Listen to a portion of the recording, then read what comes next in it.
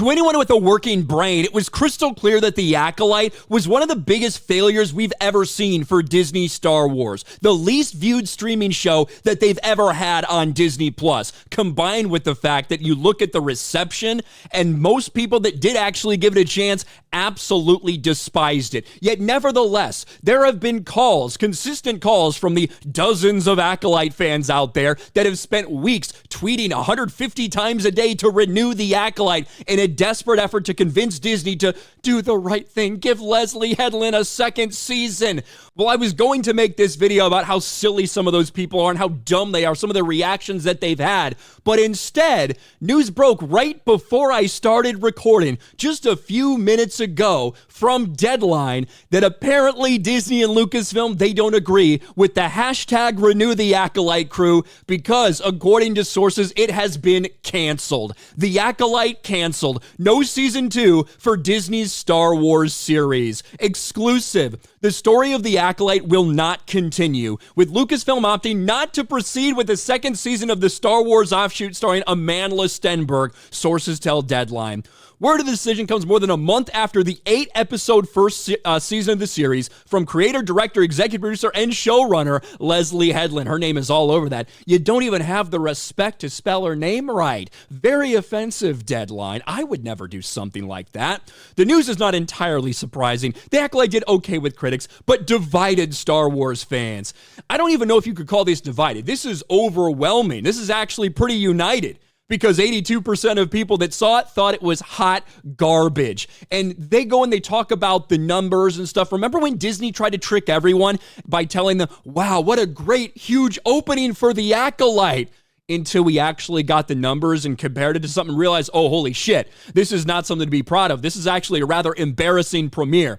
And it only got worse. And now that we have everything, every single week of The Acolyte and the Nielsen streaming ratings, which are the gold standard in the entertainment industry, we now know just how bad it was. The Acolyte season finale scores lowest Star Wars ratings. Season 2 in doubt? Well, not anymore. Apparently, it has officially been canceled. We talked about when this last number came out, that the finale got a little bit of increase in numbers, but still was a pathetically low number for them. Not in the top 10 of streaming, but barely cracked the top 10 of original content on the Nielsen charts at 335 million minutes watched. You might not have any understanding of what that is. You might not know how that compares to other things. Well, guess what?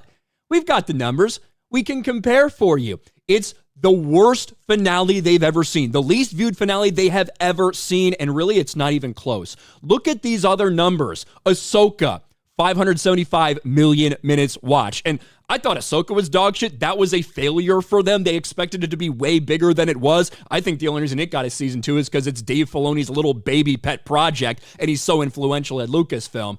Andor, 674. So for all the people that wanted to compare it to Andor and stuff like that, Andor doubled up the viewership numbers compared to The Acolyte, just for the record. Obi-Wan, 860. That's pathetic compared to how big of an opening that it had. Boba Fett, 885. Mandalorian Season 3, just over 1,000 million, which is really a billion minutes watched. Mando Season 3, just over a billion minutes watched. Mando Season 2, 1.3 billion minutes watched.